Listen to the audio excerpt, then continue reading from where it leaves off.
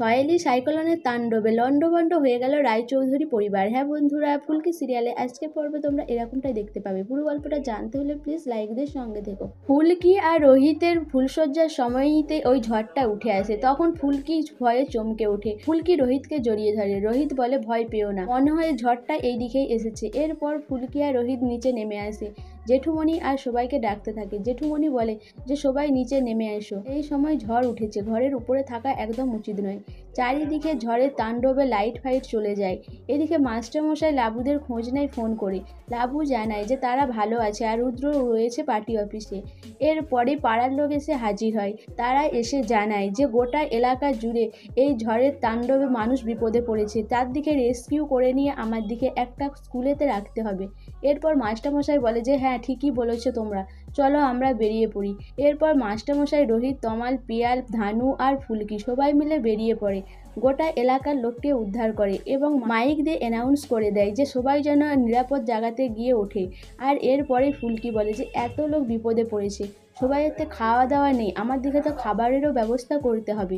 এরপরেই সবাই বলে যে হ্যাঁ ফুলকি ঠিকই বলেছে। মাস্টারমশাই বলে যে খাবার জোগাড় করতে হলে তো সময় লাগবে, আমাকে ফোন করে আগে পার্টি অফিসে সবাইকে জানাতে হবে। তখন ফুলকি বলে যে জেঠুমণি, আমাদের স্টোরে তো নতুন চাল ডাল উঠেছে, আমরা যদি সেটাকেই এখন সবাইকে খিচুড়ি করে খাওয়াই তাহলে কেমন হবে। তখন জেঠুমণি বলে যে হ্যাঁ ঠিকই বলেছো ফুলকি। তখন রোহিত বলে তাহলে আমি গাড়ি নিয়ে যাচ্ছি স্টোরের দিকে। তখন জেঠুমণি বলে কি করে যাবি রোহিত, ওই দিকে তো রাস্তাতে আগেই জল উঠে যাবে, ওটা তো নদীর ধারের দিকে, আর গাড়ি ওখানে কি যাবে নাকি। তখন ফুলকি বলে যে আমিও যাবো স্যারের সাথে। এরপর রোহিত বলে যে হ্যাঁ আমাকে যেতেই হবে জেঠুমণি, নাহলে কি করে আমরা ওখান থেকে খাবারগুলো বার করে আনবো। এরপর সবাই মিলে বাড়ি ফিরে আসে। এরপর সবাই ঠিক করে যে বাড়ি ফিরে আসবে। এদিকে ঈশিতা ফোনে কথা বলে। ঈশিতাকে যেতে বলে পার্টি অফিসের দিকে। ঈশিতা বলে যে রুদ্রদা, আমি কি করে যাব, আমি তো শুনলাম তোমার ওই অফিসের দিকে নাকি গাছপালা পড়েছে। তখন ঈশিতাকে বলে যে তুমি পেছন দিক দিয়ে চলে এসো। এরপর ঈশিতা বেরিয়ে পড়ে রেনকোট পরে। এদিকে ঈশিতার শাশুড়ি দেখতে পায়। ঈশিতাকে জিজ্ঞাসা করে যে কোথায় যাবে। ঈশিতা তখন জানায় যে আমি তো জননেত্রী ছিলাম, আমাকে মানুষের সেবার কাজে লাগতে হবে। কিন্তু তমালের মা বলে যে না ঈশিতা, তুমি কোথাও বেরোবে না।